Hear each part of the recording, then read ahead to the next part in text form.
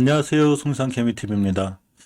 자, 완전 블랙 먼데이죠. 2월 14일 시장 마감되면서, 사실 수급적인 면에서 보면 기관하고 외인들은 사실 이번 시장 양시장 전부 다 매수를 했는데, 개인들의 홀로 강한 매도가 있었습니다.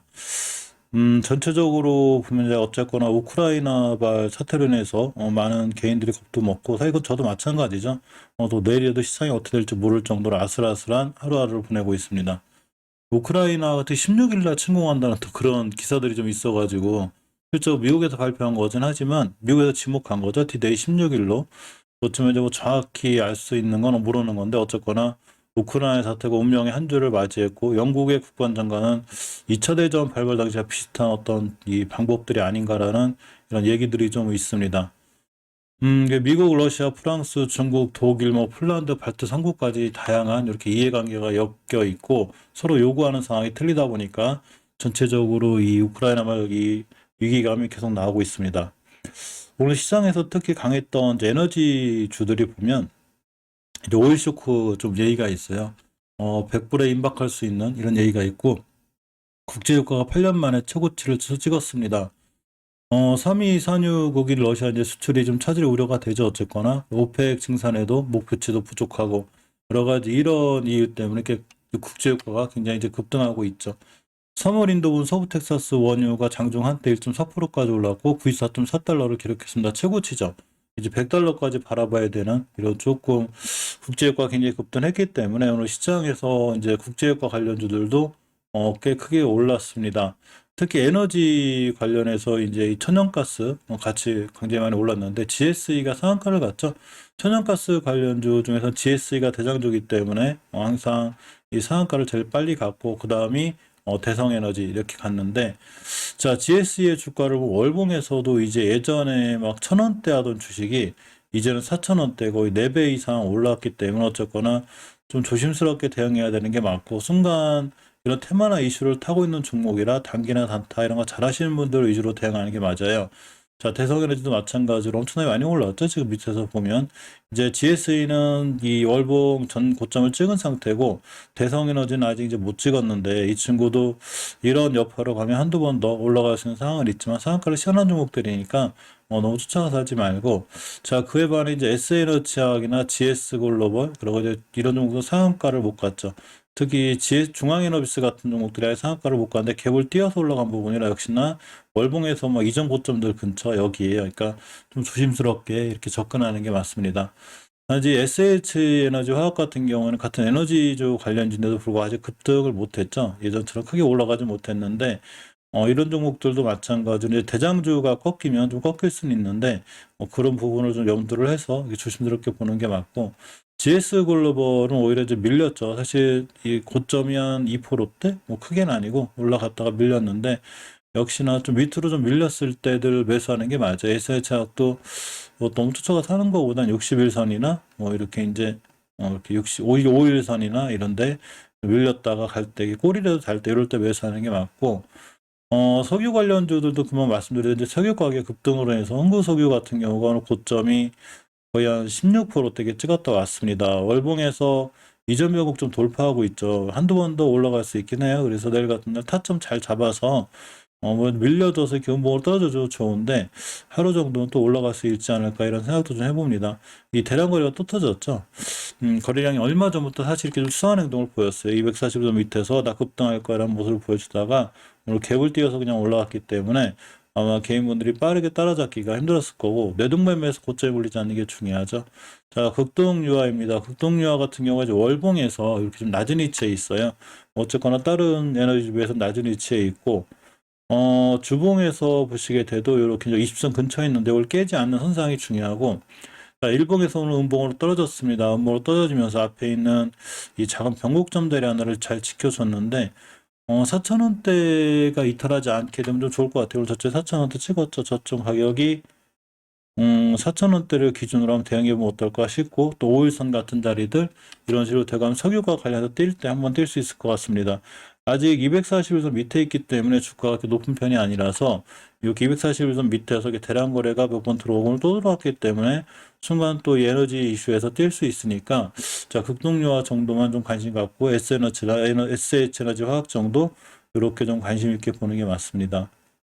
금리 인상을 미국에서 좀 시작하려고 하고 있는데 조금 이제 경고의 목소리가 나오죠. 왜냐하면 이 지정학적 리스크라든가 좀 시장이 좋을 때 인상을 하면 좀 시장 충격이 들어갈 건데 지금 굉장히 시장이 안 좋죠. 지정학적 리스크가 같이 있는 상태에서 금리 인상을 너무 빠르게 하면 주식시장이 붕괴될 수 있다는 이런 얘기가 있어서 연준 일각에서 속도 조절이 좀 나오고 있습니다. 샌프란시스코는 총재죠. 공격적 조치가 상장에 영향을 줄 거다. 근데 이게 바로 시장에는 그나마 좀 안도를 줄 수 있는데 실질적으로 속도 조절할지 안 할지 모르죠. 근데 속도 조절해줘야 시장에 좀 안도감을 가질 수 있는 자 이런 상황이 됩니다.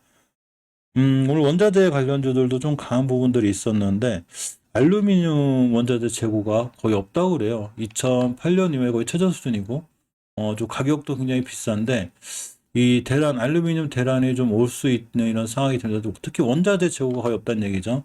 자, 코로나 팬데믹 이후에 각종 원자재 재고가 급감하고 국제적 대란이 발생할 수 있다는 전망이 나오고 있습니다. 알루미늄을 비롯해서 구리, 팜유 등의 비축량이 거의 엄청 줄어들었다고 그래요. 여기 이제 오늘 이제 파이낸셜 타임스, 여기 블룸버그 통신, 자, 이런 데서 나온 건데, 자, 그러므로 인해서 오늘 이 철강주 관련주 중에 선별적으로 모든 종목들이 좋았던 건 아니고, 선별적으로 좋은 모습들을 가져가고 있었습니다. 문배철강이 항상 보면 이 철강에선 잘 뛰어 올라가고 있는데 이 친구가 월봉에서 추세를 유지하고 있었죠. 이렇게 20개선을 지켜주고 있고 주봉이나 일봉에서도 봐서도 예전부터 이렇게 추세를 유지하는 상태이기 때문에 오늘 급등했는데 일봉에서 벌써 어떠한 변화를 잘 보여주고 있었죠. 이렇게 보시게 되면 조용히 거래량이 없는 상태에서 앞전에 이렇게 대량 거래가 들어왔고 한번 들어왔죠. 들어왔다가 좀 쉬었다가 눌림목 줄 때 바로 오늘 뛰어나갔습니다. 시장이 안 좋은데도 고점이 거의 한 14%대 굉장히 좋게 잘 뛰어나갔다 온 이런 상황인데 사실 다른 이 스틸 관련주나 이런 종목들은 시장의 영향을 고스란히 받아서 좀 많이 무너졌어요. 오늘 불구하고 문배철강만 저렇게 좀 잘 올라갔고 대한금속 같은 친구들도 보면 지금 고점이 한 CF대 찍었는데 이런 친구들 특징을 잘 보면 벌써 앞에서 이 매집봉이나 거래량이 꽤 들어왔다는 얘기죠. 이렇게 들어왔기 때문에 이런 상황이 가능한 거고 앞에 이런 그 어떤 지표들이 없는 종목들은 실적으로 시장에서 같은 원자재 관련주를 하더라도 크게 반응하지 않은 그런 모습입니다. 사실 사마알루미늄, 조일 알루미늄 같은 알루미늄 부족하다 이런 관계주를 하더라도 벌써 그런 것과 관련해서 꽤 예전에 올라왔기 때문에 지금은 좀 조심스럽게 좀 보는 게 맞고 이 알루미늄 관련해서 알루코도 요새 좀 수상한데 자 ICQ선 근처에 있죠. 오늘도 좀 하루 종일 이 변동폭이 좀 있었는데 고점이 그래도 한 4%대 갔다 왔습니다. 그래서 이렇게 21선 근처, 5일선 근처 있기 때문에 노려보려면 이런 자리들, 5일선, 21선 자리들 이런 데서 한번 노려보는 게 좀 나름대로 상황이 어떨까 생각해 보고 PJ메탈 같은 친구들도 지금 굉장히 잘 올라갔죠. 지금 잠깐 특징주에도 좀 떴는데 특히 영업이익 부분이 3배 정도 급증을 했고 말씀드린 대로 이제 알루미늄 재고가 이제 거의 바닥권에 온다고 하면서 이렇게 굉장히 좋은 모습 보여줬습니다. 월봉에서 예전에 그런 거 수혜를 많이 봐서 벌써 크게 올라간 종목인데 일단 단기로 좀 짧게 대응하는 게 맞죠. 일단 쫓아가지 않는 게 중요하고 뭐 밑에까지 한번 밀리면 음봉으로 떨어지면 이렇게 생각해 보는 게 좀 좋아 보이고 지금은 쫓아가서 하지 않는 게 중요해 보입니다. 역시 수요가 굉장히 이제 빠르죠. 그만큼 수요를 뛰는데 거의 이제 재고들이 바닥이 나고 있고 구리 가격 그러니까 구리까지도 거의 뭐 재고가 이제 40만 톤인데 전 세계에서 일주일치 쓸 양도 안 된다고 합니다. 아까 말씀드린 알루미늄은 이제 거의 재고 소진될 정도고 이제 구리 관련주들도 오늘 시장에서 좋았는데 이구 산업이 대장주죠 항상. 그래서 제일 많이 뛰어갔어요. 월봉에서 보면 이제 이전 고점까지 가능하기 때문에 지금은 시장 무너질 때 무너질 수 있으니까 조심스럽게 대응해야 되고 자, 이 풍산이나 대창, 이 KB메탈 이런 종목들을 보고 있는데 대창 같은 경우에 월봉에서 봤을 때 이제 높은 위치가 아니거든요. 20개선 좀 회복해주는 분위기고 자, 주봉에서도 이제 이렇게 턴을 해놨는데 일봉에서는 거래량이 들어왔습니다. 거래량이 들어왔기 때문에 자 앞에 있는 걸 싹 잡으면 대량 거래가 들어왔죠. 이 친구 뭐 내일 바로 급등하는 것보다는 왜 그동안 우리 거 아니다 하고 5일선 같은 자리 들어올 때 이런 자리들을 위주로 보는 게 좀 좋아 보이지 않을까 이렇게 좀 생각해 봅니다. 관심 종목에 넣어놨다가 어쨌거나 좀 문봉으로 떨어질 때 보는 게 맞고 풍산도 오늘 거래량이 좀 제법 들어왔습니다. 자, 바닥권에 탈출하는 형태고 주봉에서도 추세 턴해놨죠. 일봉에서 보면 역시나 이 지금 거래량이 좀 의미 있게 엄청 큰 거래량은 아니지만 그래도 앞전에 비해서 좀 돌파해주는 거래량이 나왔기 때문에 음봉으로 밀렸을 때 좀 관심을 갖는 게 좋을 것 같아요. 물론 굴이라든가 이런 게 갑자기 갑자기 생산을 많이 해내서 좋아질 수도 있지만 그렇게 되기보다는 당분간 아마 이런 구리 가격 때문에 고생을 시킬 것 같고 KBI 메탈도 마찬가지로 지금 거래량이 240선 밑에서 뜨문뜨문 들어오고 있죠. 뭐 큰 건 아니지만 좀 살아있고 월봉 바닥권에 있습니다. 바닥권에 있기 때문에 KBI 메탈도 중장기적으로 좀 들어가면 전기차하고 좀 관련이 있죠. 물론 요즘 전기차 섹터가 좀 안 좋긴 한데 요즘 관심권에 두고 보시는 게 어떨까? 자, 이런 생각을 해봅니다. 구리 관련주들이 바로 이제 꼭 구리뿐만 아니라 좀 많은 원자재 관련주들이 다 그래요. 그래서 이렇게 이제 오늘도 특징주로 이렇게 잡혀져 있습니다. 이건 별로의 얘기인데 지금 이제 세계적인 전문가 투자자들도 사실은 굉장히 고전하고 있어요. 물론 이제 이분들이 아마 단기적인 시각은 아니지만 잠깐 보시면 이렇게 천하의 조지서로서도 자 전기차가 반토막 났다고 합니다. 매수는 1조. 뭐 개인들 손실은 손실도 아니죠. 1조 가까이 손실을 보고 있는데 50% 반토막이 났습니다. 리비안 투자했다고 그러죠.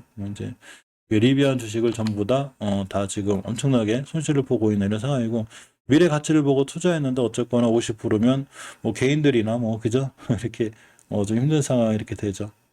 자, 오늘 시장이 좀 무너지는데도 불구하고 이제 해운주들이 좀 크게 안 밀렸는데 특히 HMM이 좀 대장주죠 이쪽에서. 근데 HM의 작년 영업이익이 상당히 좋죠. HM의 영업이익 좋다는 건 사실은 시장에 잘 알려진 내용이고 7조 3천억 원 최대 실적을 달성했습니다. 상장사 사이고 9년 적자를 털었다는 자 이런 얘기인데 영업이익 기준으로 현대차를 따돌릴 정도로 자 좀 좋았고 시황 개선 또는 이 운항 효율의 이 향상 덕분으로 자 이렇게 HMM의 어떤 실적이 사상 최고를 가져왔습니다.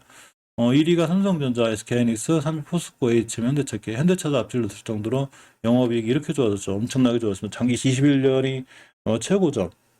이 해운주를 좀 보면 HMN 같은 경우 이제 그런 실적이 사상 최저임에도 불구하고 크게 많이 올라가진 않죠. 지금 그나마 다행인 건 깨지 않아야 될 20kg 저번 달에 깼기 때문에 이번 달에 무조건 지켜주는 게 중요합니다. 이탈하게 되면 아주 좀 위험해지고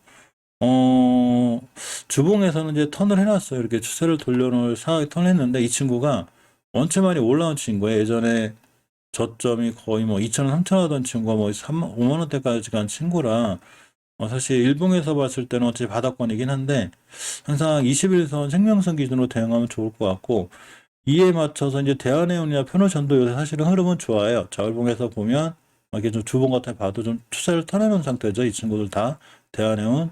자, KSS 해운만 조금 이제 그렇고 이 대한해운 편호전은 좀 볼만한데 일봉에서 보게 되면 대한해운 같은 경우도 지금 241선 밑에서 거래량 터지고서 반등을 시도하고 있어서 이 친구들 역시 뭐 이렇게 5일선 이렇게 좀 밀리면 이런 데서는 한번 볼만할 것 같습니다. 편호션도 마찬가지고 근데 쫓아서 하는 것보다는 항상 문봉 떨어질 때 이렇게 지지선 지켜줄 때 이렇게 변곡점 자리들이 있어요. 이런 자리들 기준으로 매수 매도 진행하는 게 어떨까 이런 생각을 좀 해봅니다. 자, 오늘 시장 굉장히 어려운데 고생하셨고요. 내일 하루쯤은 좀 반등이라도 해서 어쨌거나 시장이 좀 살아났으면 하는 이런 희망을 좀 가져봅니다. 오늘도 고생하셨습니다.